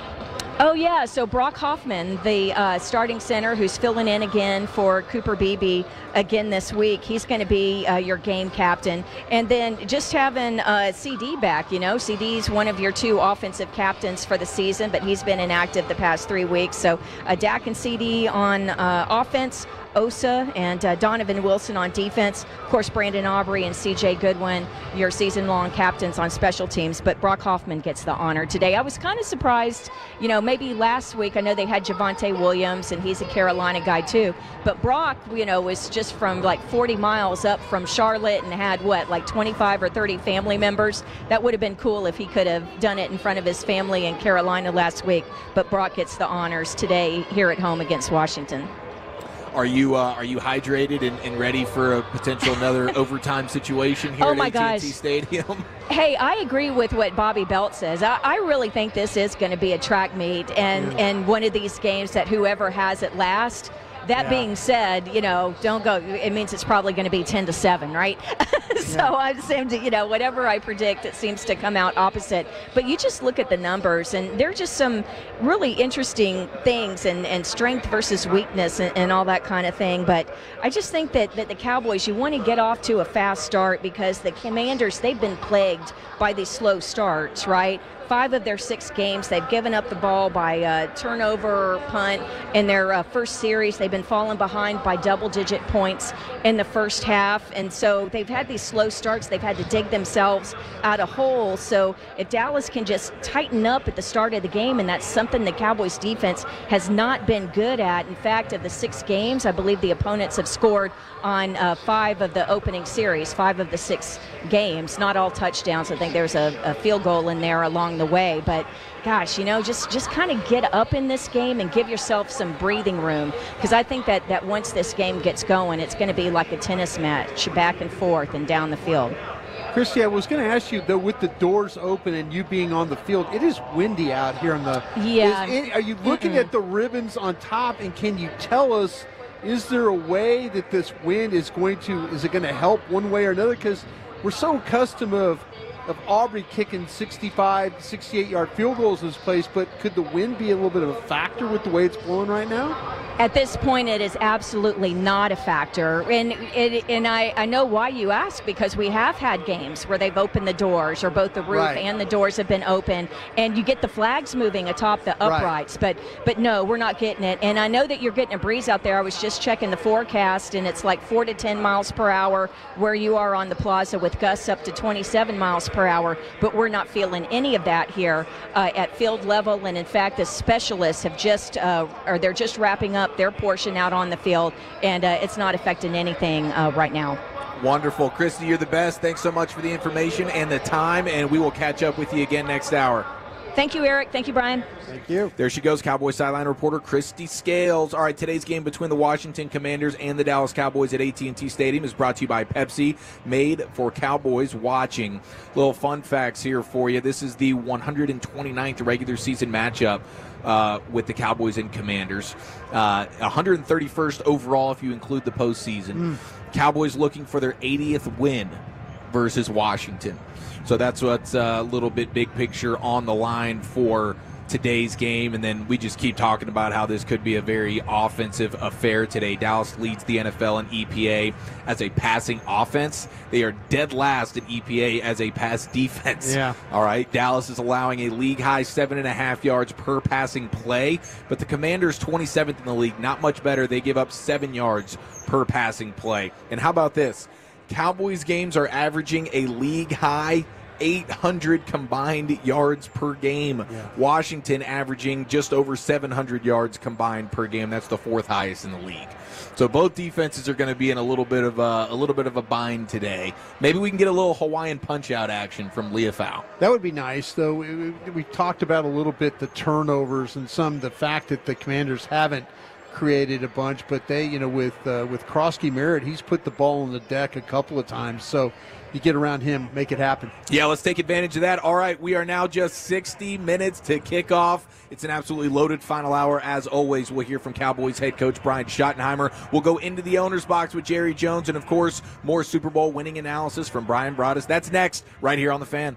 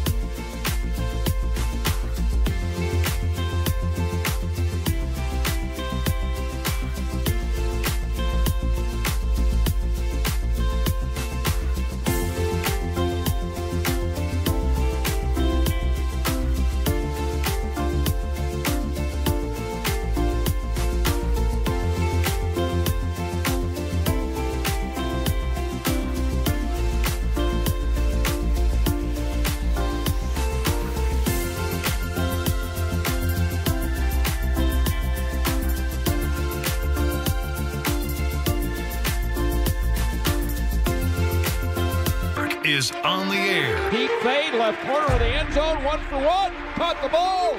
Touchdown. Touchdown, Cowboys. With Brad Schaub, Babe Loffenberg, Christy Scales, Eric Chiofalo, and Bryan Broaddus. Brought to you by AT&T. Connecting changes everything. Miller Lite, the only beer of the Dallas Cowboys. And by blockchain.com. Invest like your icons with blockchain.com. Also brought to you by Bell Nunnally, behind every great company. Jack Link's Beef Jerky, feed your wild side. Volleman's Dairy, the official milk of the Dallas Cowboys. Tyson Foods, get your Tyson Cowboys Star Nuggets available now. And by DallasCowboys.com. Keep track of the boys with daily podcasts and up-to-the-minute blogging at DallasCowboys.com and on the official Dallas Cowboys app. Now, here's Eric Chiofalo and Bryan Broaddus. All right, we're under 60 minutes to kick off here at AT&T Stadium. Great to have you in the official pregame show of America's team live on the Dallas Cowboys Radio Network.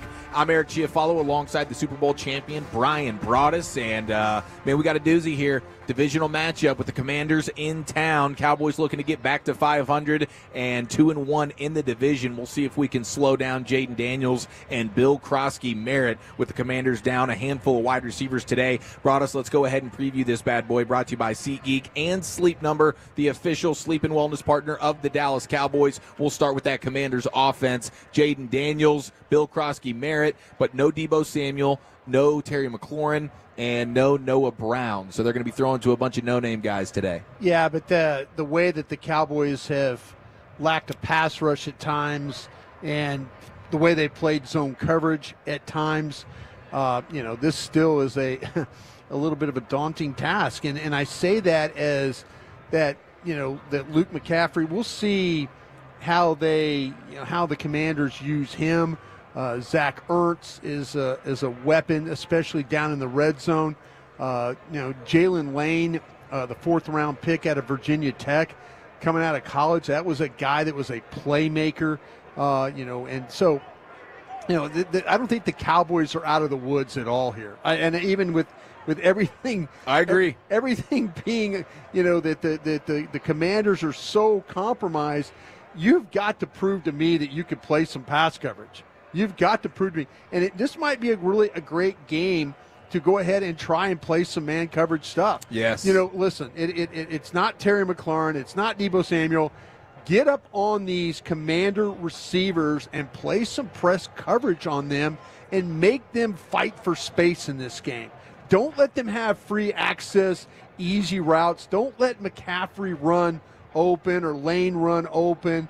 They're a team that right now their best plan would be just to try and run the football, but if it turns into them on 3rd down having to make some throws, it's likely going to be some type of screen pass to a back, maybe something to do with Zach Ertz, or trying to get McCaffrey. But man, it is going to be Dallas is just going to have to play a lot better than they played the first 6 weeks in the secondary. They just have not been nearly good enough. It's a Lamb, Booker, Turpin return for the Cowboys offense. You feel good about getting the rushing attack going a bit today? You know what? What's going to happen is with Booker being back in the mix, though, are you going to be able to, him, and then also too, with Hoffman, Steele does a great job. When they run the football effectively, it's Steele, it's Booker, and they're able to kind of mash that tackle, get some push, and then kind of get their pull game, their trap game, and all those things going. The Commanders have been pretty poor on the outside, 4.2 yards per carry on the inside, almost 5 yards a carry on the outside. They're a team that's missed some tackles. Bobby Wagner is shown a little bit of some age. Frankie Louvu, I think, is a really good player. So, yeah, if you're going to want to run the ball today, you've got to handle what's on the edge, but you also got to get a hat on that number 4. You cannot let Frankie Louvu have about 15 tackles in this game, and you're trying to run it. All right, we're just getting started here in the Miller Lite West Plaza of AT&T Stadium, getting you set for kickoff now just 50 minutes away, and it's time for the Coach's Corner. Brad Schaub, voice of the Cowboys, standing by with Cowboys head coach Brian Schottenheimer. That's coming up next. You're listening to the Dallas Cowboys Radio Network.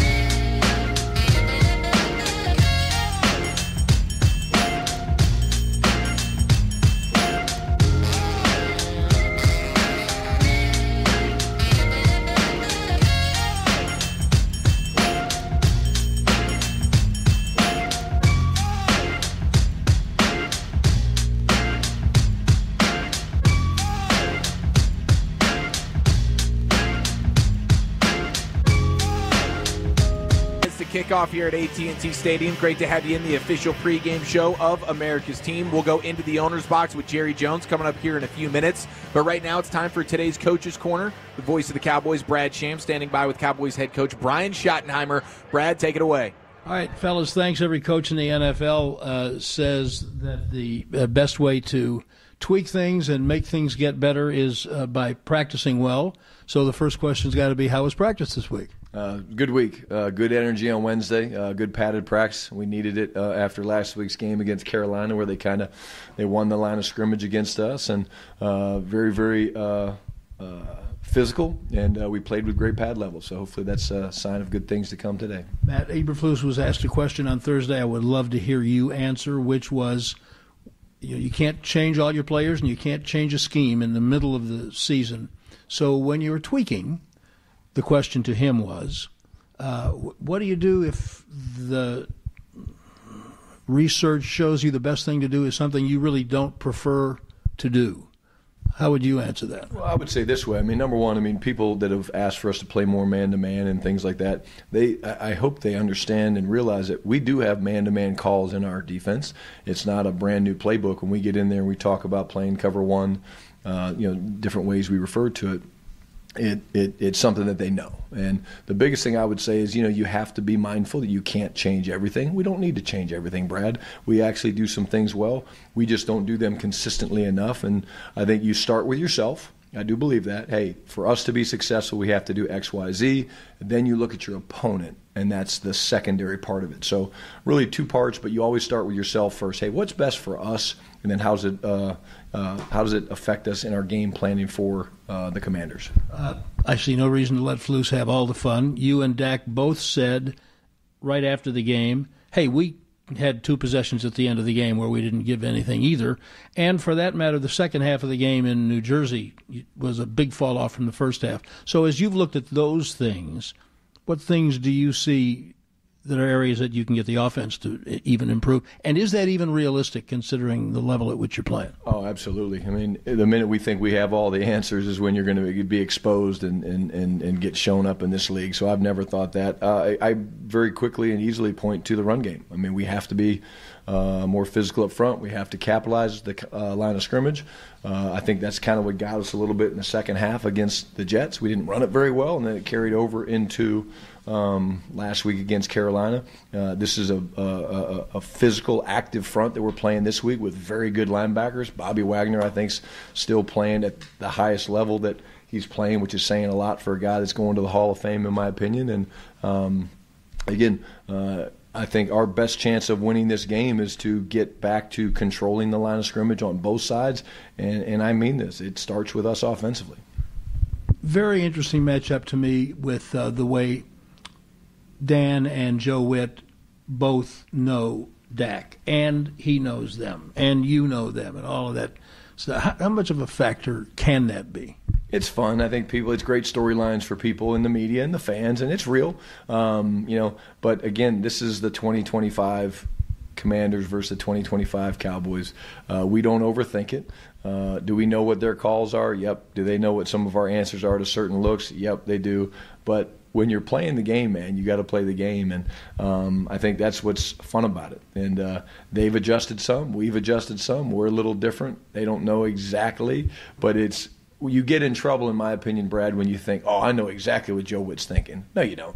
You really don't. And Joe shouldn't be thinking he knows what we're thinking, because that's when you get in trouble. All right. Last thing is, don't tell me what the answer is, but based on what we see the weather is, will that influence if you win the coin flip, what you do based on what time you think the sun's going to be in a certain position? Oh yeah, we factor in all the stats and the imaging. We literally have satellite photos that show when the sun beams, and it's factored into. It's not the only thing we think about, but we'll make the right decision. We might not be able to make the decision at all. It affects both teams the same. So, but I do love it because it's gorgeous and majestic when it does shine. All right. Take your shades out there. Have fun. Thank you. Thanks, buddy. All right, fellas, back to you. Thank you very much, Brad Sham. Today's Coach's Corner brought to you by Gillette, the official shave of the Dallas Cowboys. There he is once again talking about the majestic beauty of that sun peering in, and he seems pretty buttoned up. I don't know if I remember hearing a Cowboys coach talk about the sun and the plan for it to combat it the same way that Shoddy has. I think their answer is to open the doors and don't make it like a magnifying glass out on that field. So we'll see if the doors make it if help with the glare. Players are used to playing with the sun and having sun in their eyes. I just think it's when the sun's at a certain spot in the stadium going through that glass, it makes it very, very difficult to deal with. Okay, do you feel like this could be an opportunity offensively today? I mean, you have all your guys back, so it'll be interesting to see how they utilize all of them with Lamb and Turpin coming back in here. But could today be the day that Jaden Blue starts making a name for himself? Yeah, I think so. The Commanders, it's going to be about controlling the inside for those defensive tackles, with Payne and Kinlaw and all, and then making sure you get a hat on Frankie Louvu, the linebacker. I think he's going to be a factor in this game. With Wagner, maybe a step slow, ball going to the edge.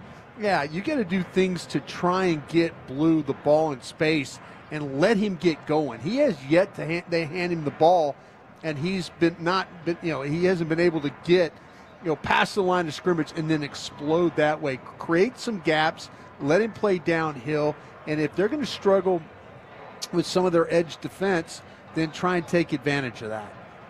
Yeah, I mean, absolutely. We've seen the scat backs being able to get to the edge. Bram Weinstein, the play-by-play voice. Get to the edge and turn it. That's the whole thing, And Dallas has done a good job in the past of being able to, when you got like with Span Ford and the tight ends, and sometimes you get Hunter Lipke out on the edge. It's got to be. They've just got to be able not to give up the penetration. Last week it was just bad that the penetration from the Carolina defensive lineman was just wrecking their plays. Yeah, run game's going to have to get going today for sure. Javonte Williams, Jaden Blue, Tyler Booker back on the offensive line, so that's certainly a plus. We are now 37 minutes away from kickoff here at AT&T Stadium. Let's go into the owner's box with Jerry Jones. That's coming up next. Dallas Cowboys football will continue in a moment.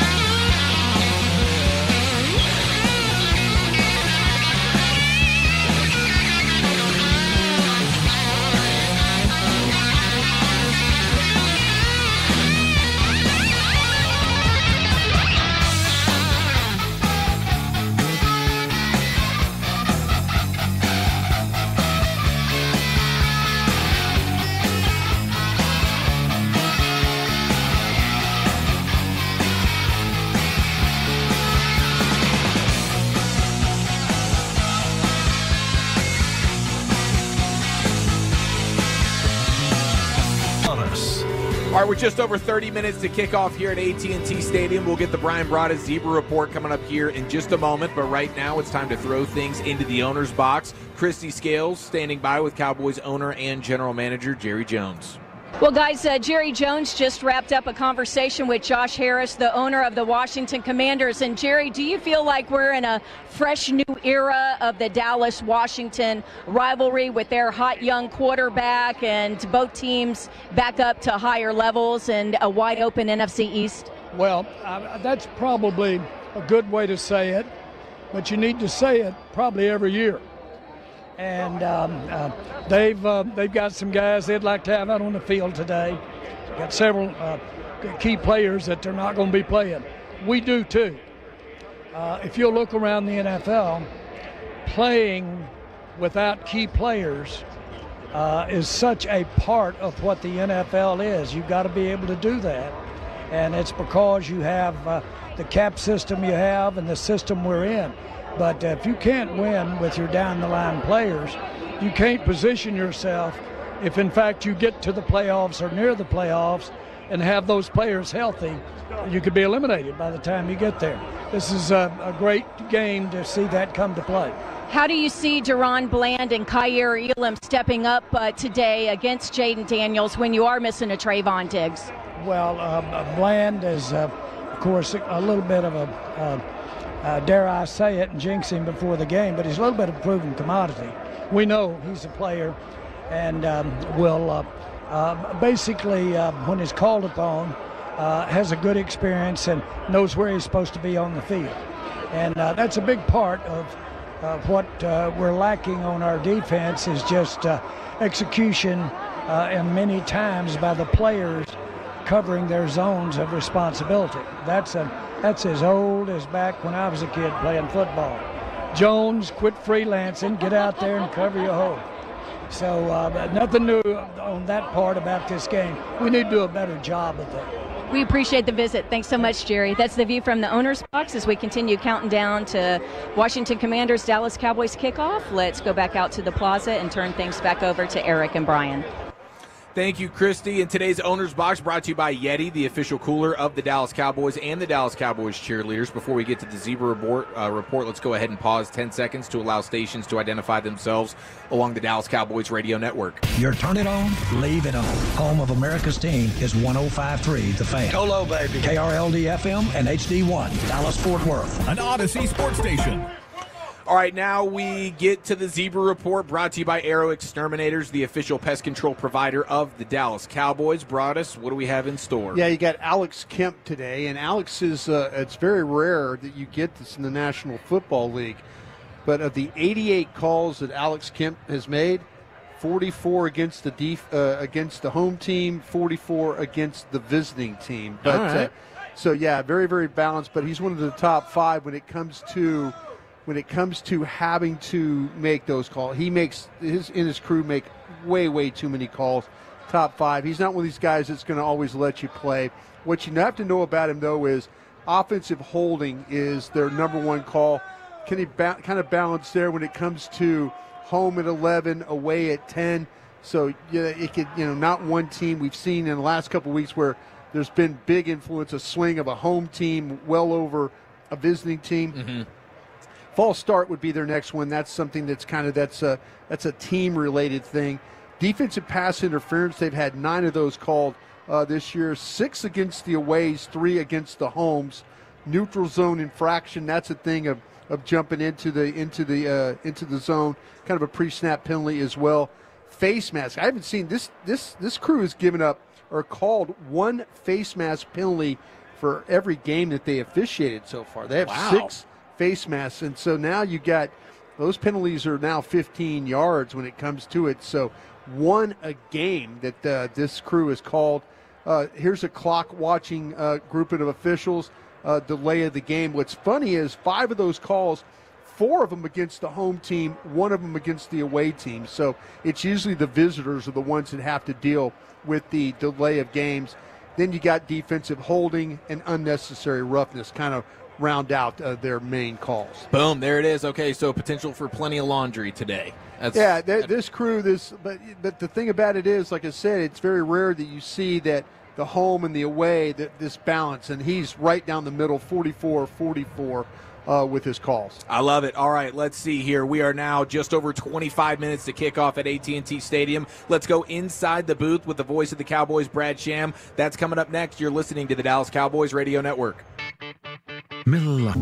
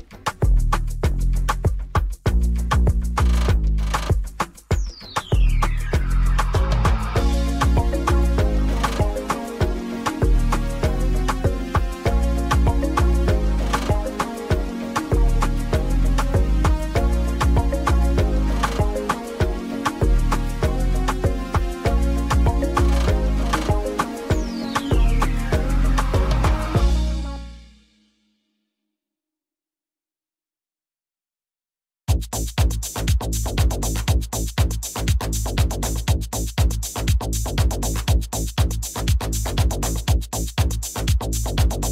right, we're under 20 minutes to kick off here at AT&T Stadium. Let's go inside the booth. Brought to you by the WinStar World Casino and Resort, the casino of the Dallas Cowboys. Please game responsibly. Brad Sham, how we doing on this game day? Doing great. It's they're calling this homecoming game, Eric, and the alumni cheerleaders will be bringing out the field-sized American flag. But there's like 24 former Cowboy players in their jerseys, going from like Mel Renfro and Roger Staubach all the way through the 90s. It's for a longtime Cowboy fan, it's a great sight. Wow, I love it. All right, very good. How are we feeling about... By the way, if Renfro could play cornerback, I'd roll him out there. I would put him out there, him or Herb Adderley, right now. Yeah, how do you feel about the opportunity to try and slow down this Commanders offense today? Look, at some point they're going to stop somebody somehow. They've got to not let these runners go crazy, and I worry about people saying, well, they don't have McLaurin and they don't have number one, and so that's all right. Have you seen McCaffrey the last couple of weeks? Have you seen the way Lane and Moore have been running? These cornerbacks, I'm going to use this statistic again in the game. You know the statistic, passes defensed? Yes. How many passes defensed by a Dallas cornerback do you think they have in the first 6 games? 0. You'd like to think at least a couple per game, Brad. Give me 12. Yep, give me 1 by Reddy Stewart. That's it. Unbelievable. Yeah, I've never seen anything like that. So don't tell me their receivers are out. I don't. You guys could go out and catch 4 balls. Yeah, I'd like to think we could. Well, okay. On the scale of must win, does this even register? No, not at all. Right? Must win or what? Or else you're out of the division race. You're not in the division race right now. Look. Last week was a big one to have some confidence coming into this game. Instead, they went the other way. Now, if they can win this game, and they can win it, but if they are able to win this game, they're going to have a really full plate next week. But then, you've got a chance to beat Arizona. You certainly got a chance to beat the Raiders. But must win, and a must win is when you have playoff expectations and you've got to firm something. This team has expectations of lining up for kickoff and hopes for stopping someone. Well said, Brad Sham. You're the man. Thanks for the time. Enjoy the game. We'll be listening. All right, boys. There he goes, Brad Sham, voice of the Cowboys. Now we throw it onto the turf and get Christy Scales. Keys to the game brought to you by Pollock Aurora, proud supplier of the Dallas Cowboys. Christy, what's on your mind? I think this is a game of big plays today, and the Cowboys and Dak, they already have 17 passes at 25-plus yards this year. If you include run plays, the Cowboys have 24 on the season of 20-plus yards, so averaging 4 a game, and the Commanders have been victimized by big plays with their defense, including 6 from the Bears last week. The other thing is, for the Cowboys defense, communication, even harder when you're missing starting safety Wanye Thomas out with a migraine. Younger guy, Marquise Bell, going to start for him, but Washington under Cliff Kingsbury, their offensive coordinator, they are up on the ball a lot. It's an up-tempo. It makes substitutions difficult, as well as just the communication on the field, trying to hurry that up. And then to sound like a broken record, sorry, but it's true, you have to win the turnover battle. The Cowboys have been great at protecting the ball, no turnovers the past 3 games. Meanwhile, Washington had been good at protecting the ball, but gave it up 3 times in their loss to Chicago, and the rookie running back has coughed it up each of the last 2 games. So win the turnover battle today on defense and communicate. Those are the keys from here on the sideline. Christy, you're the best. Thanks for the time. Enjoy the game. We'll be listening.